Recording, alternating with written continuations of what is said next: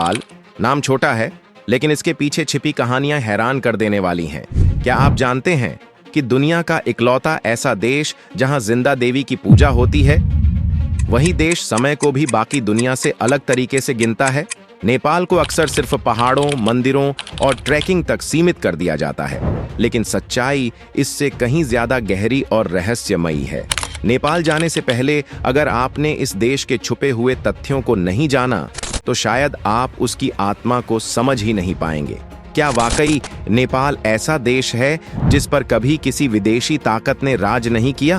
क्या यहाँ की संस्कृति, नियम और जीवन शैली सच में बाकी दुनिया से अलग है?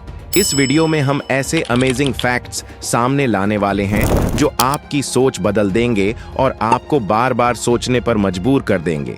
क्या नेपाल सच में उतना सरल है जितना दिखाई देता है?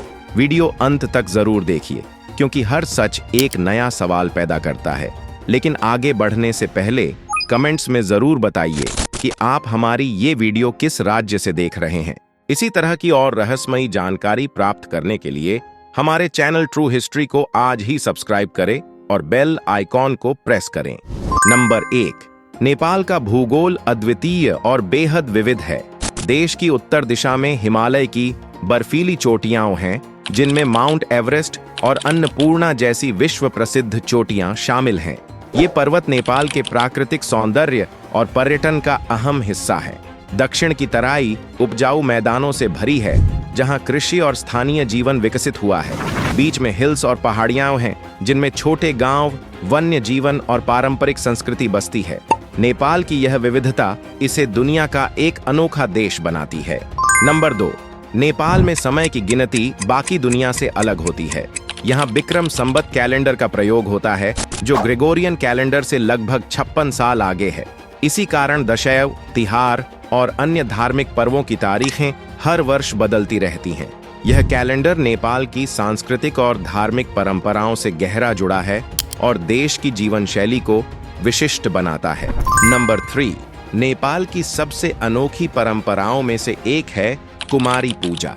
कुमारी एक युवा लड़की होती है जिसे जिंदा देवी माना जाता है और उसे समाज की सबसे पवित्र शक्ति के रूप में पूजते हैं।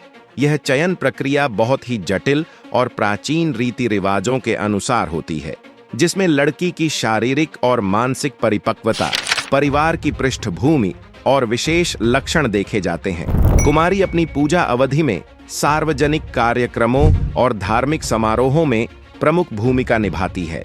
दुनिया भर में यह प्रथा अद्वितीय है, क्योंकि कहीं और जीवित व्यक्ति को देवी का दर्जा नहीं मिलता। नंबर 4, नेपाल को अक्सर धार्मिक और आध्यात्मिक केंद्र के रूप में जाना जाता है।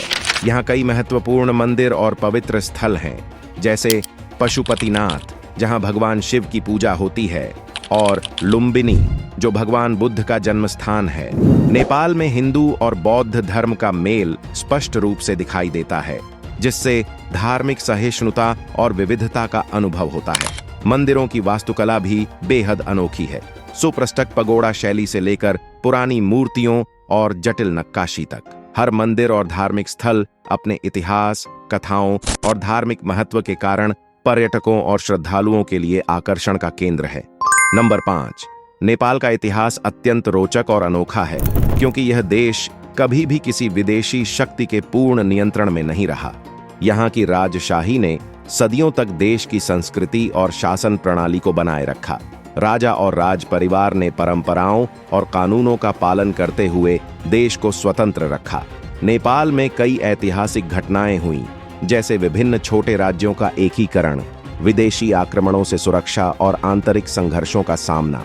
इन घटनाओं ने नेपाल को राजनीतिक रूप से मजबूत और स्वतंत्र बनाए रखा। संख्या 6, नेपाल की संस्कृति रंगीन और जीवंत है।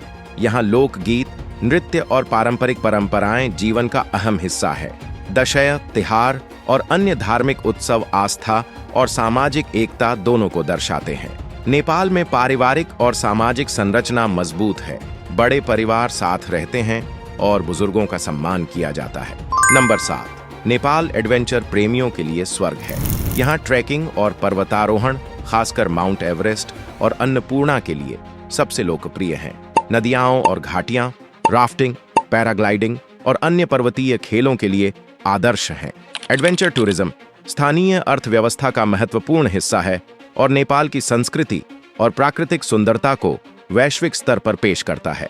नंबर 8, नेपाल की प्राकृतिक विविधता अद्वितीय है। चितवन और सागरमाथा नेशनल पार्क दुर्लभ प्रजातियों जैसे राइनो, स्नो लेपर्ड और विभिन्न पक्षियों का घर है। नेपाल के जंगल, पहाड़ और नदियां न केवल प्राकृतिक सुंदरता प्रदान करते हैं बल्कि इकोलॉजिकल बैलेंस में भी महत्वपूर्ण भूमिका निभाते हैं। ये संसाधन स्थानीय जीवन और कृषि के लिए जरूरी है और उनकी सुरक्षा से जैव विविधता और पारिस्थितिकी की रक्षा होती है। नंबर 9, नेपाल की प्रमुख भाषा नेपाली है, जो न केवल संवाद का माध्यम है बल्कि देश की सांस्कृतिक पहचान का हिस्सा भी है। यह भाषा देवनागरी लिपि में लिखी जाती है और इसमें प्राचीन साहित्यिक, धार्मिक और लोक कथाओं का समृद्ध भंडार है। नेपाल के लोक कथाएं और मिथक पीढ़ियों से सुनाई जाती रही हैं, जिनमें देवी देवताओं, वीर योद्धाओं और प्राकृतिक शक्तियों की कहानियां शामिल हैं। ये कथाएं केवल मनोरंजन का साधन नहीं बल्कि समाज और जीवन मूल्यों को सिखाने का माध्यम भी हैं। नंबर 10, नेपाल के शहर और गांव अपनी अनोखी संस्कृति और जीवन शैली के लिए जाने जाते हैं। राजधानी काठमांडू ऐतिहासिक मंदिरों, बाजारों और आधुनिक जीवन का मिश्रण प्रस्तुत करती है। पोखरा अपनी झीलों और पर्वतीय दृश्यों के लिए प्रसिद्ध है, जबकि छोटे शहर और गांव परंपरागत जीवन और रीति रिवाजों को बनाए रखते हैं।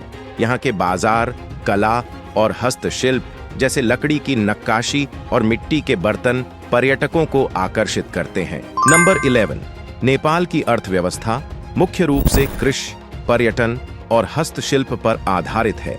तराई के उपजाऊ मैदानों में धान, मक्का और गेहूं की खेती होती है, जबकि पहाड़ी क्षेत्रों में कृषि सीमित है।